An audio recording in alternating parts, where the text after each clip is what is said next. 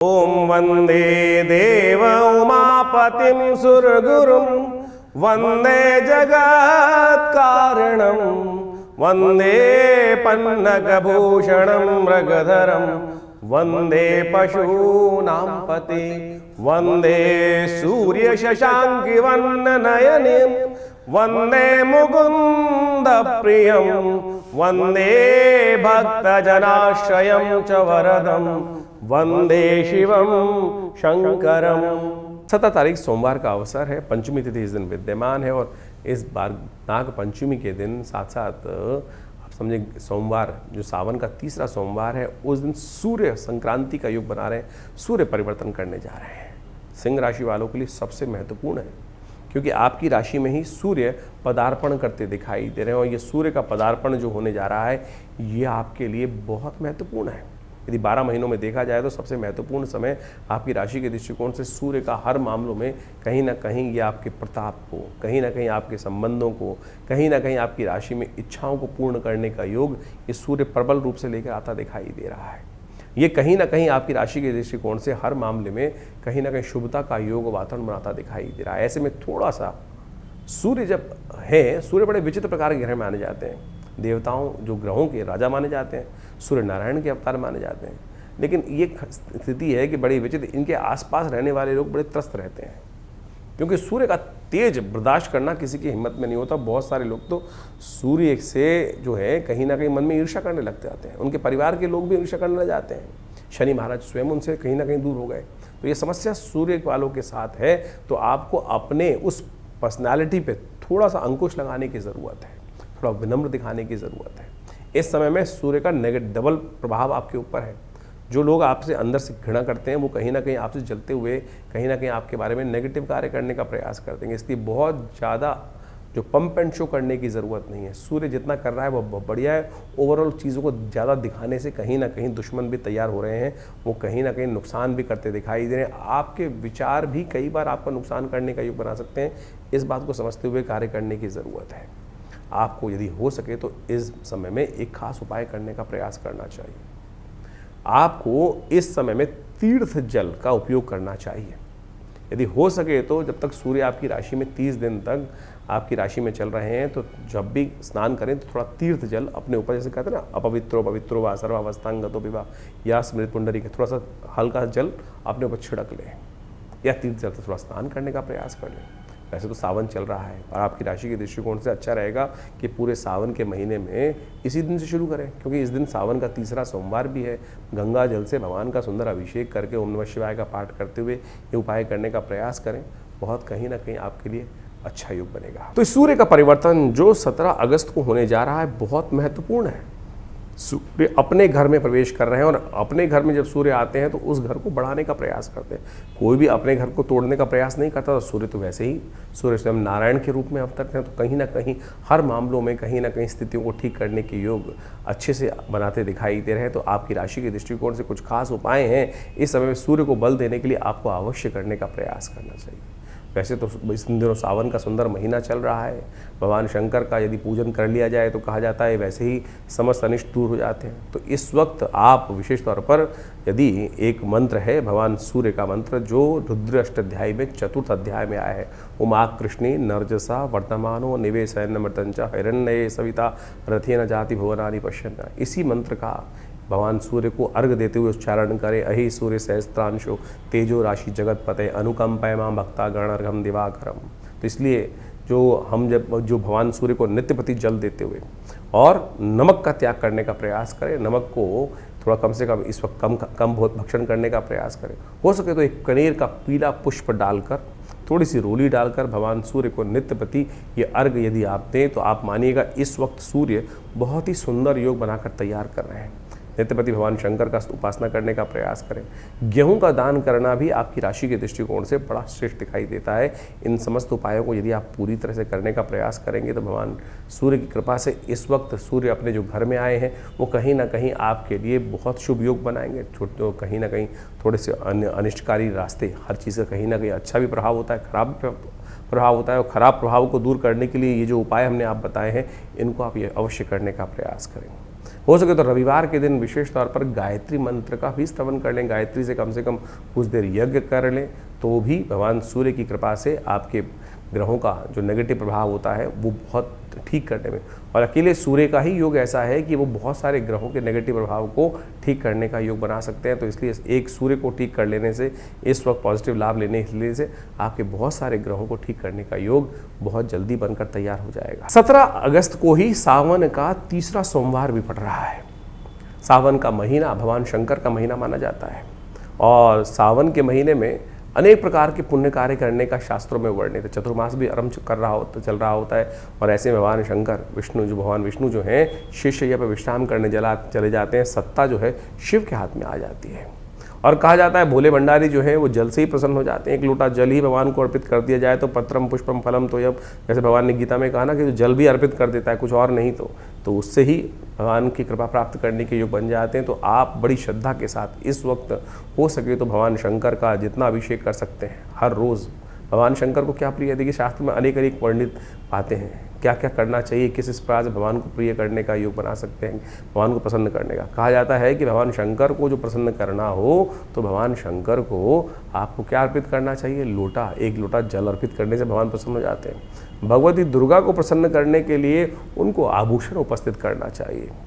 भगवान विष्णु को यदि प्रसन्न करना चाहें तो सेवा भाव, श्रीहरि सेवा से प्रसन्न होते हैं, तो जितनी सेवा करेंगे तो भगवान शंकर को तो एक लोटा जल ही कोशिश ये करें, लोटा जल भगवान को अर्पित करने का प्रयास करें, और भगवान को प्रसन्न करने का सुंदर रास्ता बन जाएगा। विवेकानंद योगाश्रम में इस सावन के तीसरे सोमवार पर भी वैसे तो नित्यपति चल ही रहा है, रुद्राभिषेक बड़ा विशाल कार्यक्रम किया जाता है। सब लोग मिलकर भगवान शंकर के विभिन्न शिवलिंगों पर भगवान का अभिषेक दूध से, जल से, घी से, पंचामृत से, भस्म से, तिल से, भंग इत्यादि समस्त प्रकार से सुंदर रूप से रुद्राष्टाध्यायी का पाठ करते हुए किया जाता है।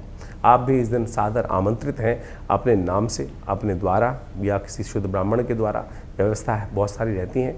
आप आइए, आश्रम से जुड़िए, और इस कार्यक्रम को लाइव आप हमारे फेसबुक पे भी देख सकते हैं। आचार्य विक्रमादित्य जो फेसबुक पेज है उस पे भी जाकर, आचार्यवाणी जो लाइव पेज है उस पे जाके देख सकते हैं। हम इस सारे कार्यक्रम को लाइव भी करते हैं, और वहाँ शुद्ध मंत्रों का उच्चारण, रुद्राष्टाध्यायी का सुंदर पाठ करते हुए भगवान का षोडशोपचार पूजन इस पूरे सावन के महीने चल रहा है। और इस जो तीसरा सावन का सोमवार है बड़ा विशाल कार्यक्रम रहेगा। भगवान शंकर का हवन रहेगा, पूजन रहेगा, प्रसाद इत्यादि का व्यवस्था रहेगी, और सुंदर वेद मंत्रों के द्वारा भगवान का सुंदर रुद्रार्चन रहेगा, रुद्राभिषेक जिसे कहा जाता है रुद्राष्टाध्यायी के द्वारा। तो आइए भगवान शंकर का सुंदर आशीर्वाद ग्रहण करें, भगवान की कृपा से समस्त कष्ट दूर हो जाते हैं। तो इस प्रकार से ग्रहों का योग जो अभी आपने समझा, दिन पर दिन ग्रहों का परिवर्तन कहाँ, किस प्रकार से, कैसा आपके साथ खेल खेल रहा है। देखिए, वास्तविक तौर पे हमको ज्योतिष के दृष्टिकोण से समझना चाहिए कि ग्रहों का परिवर्तन जो होता है हर प्रकृति के हर अंग पर अपना अपना प्रभाव डालता है। वहाँ चेतन जो जड़ से चेतन अवस्था की तरफ है, वहाँ उसका प्रत्यक्ष प्रभाव समझा भी जा सकता है, क्योंकि उसके साथ कर्म जुड़ा हुआ है। चेतनता के अनुसार, चेतन आत्मा के साथ जिस प्रकार से प्रति व्यक्ति के अनुसार से जीवन में जो घटनाक्रम घट रहे हैं, कहीं ना कहीं वो कर्म का प्रभाव जो है वो आपके जीवन में सुख दुख का कारण बनता है। तो इसको अच्छे से यदि हम समझ लें, अवश्यमेव भुक्तव्यम कृतम कर्म शुभाशुभम जो शास्त्र का वाक्य है, उसके अनुसार से चीज़ों को ठीक रूप में करने का प्रयास करें तो जीवन में कष्ट आए ही ना। तो आपको कोशिश ये करनी चाहिए, ये सुंदर रूप से जो सावन का महीना चल रहा है, सावन का महीना समस्त कर्मों से जो दुष्कर्म है उनसे निवृत्ति का है। भगवान शंकर की कृपा से जो कृपा हो जाती है तो सत्य माने समस्त जीवन के कष्ट दूर हो जाते हैं। एक बार स्मरण कर लें भगवान शिव के मंत्र का, किस अवस्था में, उस अवस्था में कि जब देह बुद्धि आत्मा किसी प्रकार से उसका भान न रहे, सब कुछ समर्पण कर कर परमात्मा के समर्पण भाव से यदि स्मरण कर लें तो कल्याण का योग बन जाता है। इसीलिए भारतीय संस्कृति में हर रोज़ एक नया उत्सव बनाया गया, हर काल में कुछ ना कुछ प्रार्थना करने का नियम बनाया गया, क्योंकि हमसे अज्ञानता में अनेक प्रकार के दुष्कर्म, अनेक प्रकार के पाप कर्म कहीं ना कहीं होते रहते हैं। मनसा वाचा कर्मणा जो कर्म करते हैं उसमें कहीं ना कहीं कोई दुष्कर्म ज़्यादा होते रहते हैं, पुण्य तो बड़ी मुश्किल से हो पाते हैं। तो इसलिए कोशिश ये करें, ये जो शास्त्र में वर्णित है कि किसी न किसी प्रकार से हर समय परमात्मा का स्मरण करें, भजन करें, उपायों को समझने का प्रयास करें, वही चीज़ें कल्याण देते। नहीं तो बहुत सारे लोग हैं इस संसार में जो उपाय करने के नाम पर पता नहीं कितने लाखों रुपए खर्च कर देते हैं, लाखों रुपए खर्च जाते हैं, वही जो परिणाम है वही ढाक के तीन पात रहता है। इसलिए तिल की ओट पहाड़ है, सरलता से समझें, आप परमात्मा की शरण में जाएं, सरलता से अपनाएं, समय को भोग कर कष्टों को जो है निवृत्ति का मार्ग जो है वो समय को समझ के ही प्राप्त किया जा सकता है। तो सावन में सुंदर रूप से हमने आपको कई बार बताया है कि बहुत सारे सुंदर कर्म, रुद्राभिषेक इत्यादि, भगवान शंकर का पूजन इत्यादि जो हम समय समय पर करते रहते हैं, बहुत सारे लोग आके जुड़ते रहते हैं, वो कहीं ना कहीं हमारे कष्टों को जीवन से दूर करने का सुमार्ग अवश्य बताता है। तो आप भी उनको अपनाएं, जीवन में सुंदर रूप से परमात्मा का भजन करने का प्रयास करें। अभी सावन चल रहा है, सावन के मध्यकाल में कई सारे ग्रह योग बनने वाले हैं, कई सारे ग्रह परिवर्तन की तरफ गए हैं, वो आपने सब समझा। तो कोशिश ये करें, जो जो सावन में सोमवार के सुंदर तिथि में परमात्मा का भजन करें, रुद्राभिषेक करें, बहुत सारे प्रत्यक्ष कर्म हैं। अभी कुछ दिन पूर्व एक व्यक्ति हमारे से मिलने आए जो जन्मपत्री दिखाने के लिए, कुछ कष्ट था जीवन से, में नहीं सुलझ रहा था कारण, तो हमने उनको एक शास्त्र के अंदर एक बहुत सुंदर कर्म बताया गया है जिसको लघु रुद्र कहा गया है।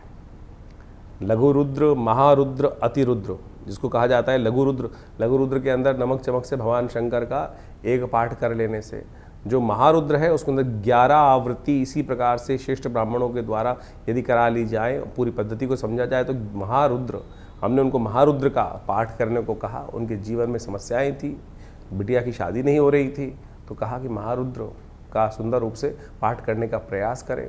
और सत्य माने उन्होंने इस महारुद्र के पाठ को सुंदर रूप से किया, श्रेष्ठ ब्राह्मणों से करवाया, भगवान की कृपा से वो कष्ट जीवन से दूर होने के योग बने। तो आप सत्य माने ये सब चीज़ें जो है कहीं ना कहीं कल्याण का योग बनाती ही हैं। जो सुंदर कांड का पाठ किया जाता है, जीवन में इस कलिकाल में कैसा ही कष्ट आ रहा हो, उसकी निवृत्ति का मार्ग ना बनाओ, यदि एक आप नियम बना लें कि हमको हर रोज़ सुंदरकांड का पाठ इसी संकल्प को लेके करने का प्रयास करें, देखिए कुछ ही दिनों में वो समस्या छूमंतर अवश्य हो जाएगी। कोई बहुत बड़ा तंत्र करने की आवश्यकता ही नहीं है। तो ये समस्त जो मंत्र इत्यादि है, समस्त जो पद्धतियां हैं शास्त्र में वर्णित हैं, लोगों ने करी हैं, सिद्ध महात्माओं ने करी हैं, सिद्ध जनों ने करी हैं, ऐसा प्रमाण साक्षात कई जगह उपस्थित है, हजारों लोगों ने उसका प्रभाव देखा है। तो आप भी सुंदर रूप से इन समस्त उपायों को करने का प्रयास करें, जीवन से बहुत सारे कष्टों को दूर करने का योग अवश्य बना पाएंगे। भगवती की माँ की कृपा, श्री भगवान की कृपा अवश्य बरसती है। ऐसा नहीं है कि आपके जीवन के कष्ट दूर नहीं हो पाते, लेकिन विश्वास नहीं जागता है। विश्वास को जगाने का प्रयास करें। और एक बात और समझें, परमात्मा की कृपा से हमको जो भी कुछ करना है, जो भी कुछ उपाय करते हैं, विश्वास के साथ करें। कष्ट है, सारी समस्या केवल इसी बात में है कि वो विश्वास दृढ़ नहीं हो पाता है। विश्वास, समर्पण, दृढ़ भाव चाहिए। यदि समर्पण दृढ़ भाव से होगा तो आपके जीवन से, जो परमात्मा की कृपा से, वो समस्त कष्ट अवश्य दूर होने के योग बन जाएंगे। तो इसी प्रकार से आप समझें, सुंदर सावन का महीना है, भागता चला जा रहा है, कुछ काल बाकी है, तो कोशिश करें इस काल में परमात्मा का सुंदर भजन करें। हमारे यहाँ हर रोज़ नित्यपति रुद्राभिषेक का सुंदर कार्यक्रम चल रहा है। शाम के समय नित्यपति रुद्राभिषेक चलता है। सोमवार के सोमवार बड़ा विशाल कार्यक्रम होता है, तो आप सब उसमें सम्मिलित हो सकते हैं। इसके अलावा हर मंगलवार को सुंदरकांड का कार्यक्रम चलता ही है। तो कोशिश ये करें भगवान का सुंदर भजन यथाउचित भाव से करने का प्रयास करें। कि कोई भी भजन, कोई भी परमात्मा का नाम किसी भी अवस्था में लिया जाए, कभी निष्फल नहीं जाता, अपना प्रभाव सदा उत्पन्न करके जाता है। ये ऐसा एक परमात्मा का भजन करने का जो कर्म है, वो कभी निष्फल नहीं होता। आपने नग पहना, कोई और उपाय किया, कभी वो अच्छा करेगा, कभी वो खराब भी कर सकता है, लेकिन परमात्मा का भजन, मंत्र जप, ये सब ऐसी चीज़ें हैं कि सदा अच्छे के लिए, कल्याण के लिए भी, दुष्कर्म को काटने का काम ही करेगी। तो इसीलिए इस सत्य को समझ के हमें कार्य करने का प्रयास करना चाहिए।